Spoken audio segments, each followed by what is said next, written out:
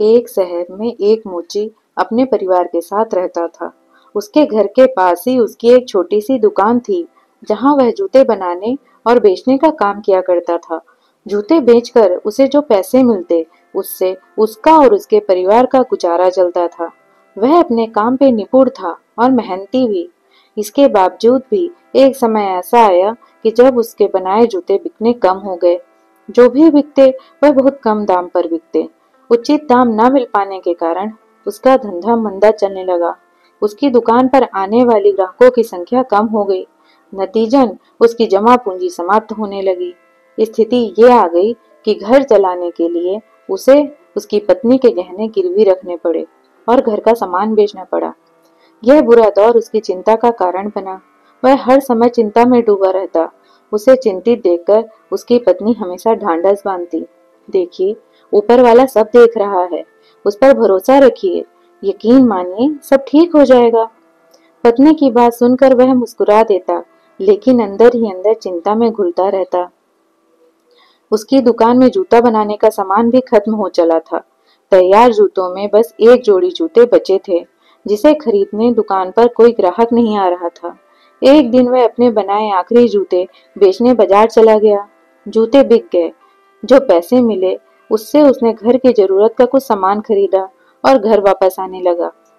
रास्ते में उसे एक गरीब बूढ़ी औरत दिखाई दी। उससे कुछ पैसे देकर उसकी मदद की और घर चला आया। शाम को जब वह अपनी दुकान में गया तो देखा वहां चमड़े का बस एक छोटा टुकड़ा बचा हुआ था। उस टुकड़े से सिर्फ एक जूता बन सकता था।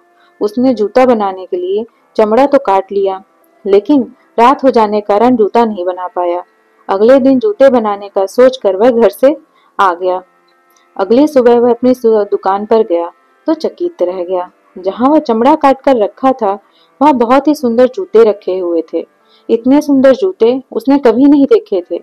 उन्हें बेचने वह बाजार गया तो उसे बहुत अच्छे दाम मिले। वापसी में घर के लिए कुछ सामान ही साथ में उसने जूता बनाने का भी सामान खरीदा। कुछ पैसे उसने जरूरतमंदों को दान भी दिए। उस रात उसने 2 जूते बनाने के लिए चमड़ा काट कर रखा। अगली सुबह दुकान में उसने 2 जोड़ी सुंदर जूते मिले। वह हैरान था। जब उसने यह बात अपनी पत्नी को बताई तो पत्नी बोली, देखा, मैंने कहा था ना, ऊपर वाला सब देख रहा है, उसका ही आशीर्वाद है। कोई नेक दिल इंसान हमारी मदद कर रहा है। मोची के चमड़े काट कर छोड़ने से फिर अगले दिन बने बनाए जूते मिलने का यह सिलसिला जारी रहा। 1 से 2, 2 से 3 और फिर रोज उसे कई जोड़े जूते मिलने लगे। वह जूते ग्राहकों को बहुत पसंद आने लगे। बाजार में उसका नाम हो गया और उसकी दुकान में ग्राहकों की भीड़ लगने लगी। अच्छे दाम के जूते बिकने से मोची ने अच्छा खासा पैसा कमा लिया। उसकी आर्थिक स्थिति सुधर गई। वह और उसकी पत्नी सदा मन ही मन नेक दिले लोगों का धन्यवाद करते, जो रोज रात को उसकी दुकान पर आकर जूते बना जाते थे। एक दिन मोची की पत्नी बोली, इतने समय हो गए, हमारी इतनी मदद कौन कर रहा है और हमें उनके बारे में कुछ पता भी नहीं आज चला। क्यों ना आज रात जागकर हम दुकान की रखवाली करें और देखें कौन रोज हमारी मदद के लिए आता है। मोची की पत्नी की बात जच गई। उस रात दोनों सोए नहीं, बल्कि दुकान में जाकर छिप गए। कुछ घंटे इंतजार करने के बाद उन्होंने देखा कि खिड़की के रास्ते 3 बौने दुकान के भीतर आए और गीत गुनगुनाते हुए कटे हुए चमड़ों के जूते से जूते बनाने लगे। मोची और उसकी पत्नी उन्हें छुपकर देख रहे थे। रात भर मेहनत कर जूते बनाने के बाद तीनों बौने खिड़की से रास्ते वापस चले गए।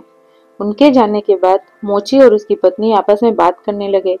मोची की पत्नी बोली, उन 3 बौनों ने हमारी बहुत मदद की है। हम उन्हें उपहार देकर उनकी कृतज्ञता व्यक्त करनी चाहिए। तुम ही बताओ, हम उन्हें उपहार में क्या दें? मोची ने पूछा। तुमने ध्यान दिया, उनके कपड़े और जूते पुराने हो चुके थे। मैं उनके लिए नए कपड़े सिल देती हूँ और तुम उनके लिए नए जूते बना देना। मोची मान गया।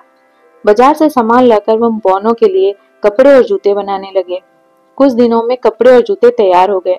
कपड़े बहुत ही सुंदर बने थे और जूते शानदार थे। उस रात चमड़े के स्थान पर उन्होंने बौनों के लिए तैयार किए हुए कपड़े और जूते रख दिए। रात जब 3 बौने दुकान के भीतर आए तो चमड़े के स्थान पर अपने नाप के कपड़े और जूते देखकर बड़े खुश हुए। कपड़े और जूते पहनकर वह नाचने गाने लगे। उन्हें नाचता गाता देखकर मोची और उसकी पत्नी बहुत खुश हुई। वे समझ गए कि बोनो को उनका उपहार पसंद आ गया। उस रात के बाद कुछ रोज तक मोची ने देखा कि उसके काटे गए चमड़े की दुकान में जस के तस पड़े हुए हैं। बोने वहां आना बंद कर दिया। मोची समझ गया कि बोने अब कभी नहीं आएंगे।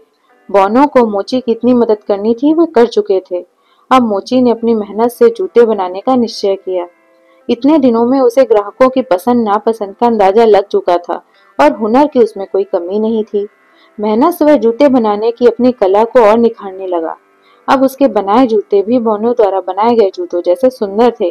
ग्राहकों को उसके बनाए जूते भी पसंद आने लगे। वो उसकी दुकान में आते रहे और दुकान सबसे सुंदर जूतों वाली दुकान के रूप में शहर भर में मशहूर हो गई। तो दोस्तों, कैसी लगी आपको मेरी ये कहानी? अगर आपको मेरी कहानी अच्छी लगी तो प्लीज मेरे YouTube चैनल को सब्सक्राइब करिएगा और फॉलो करिएगा फेसबुक पेज को। धन्यवाद।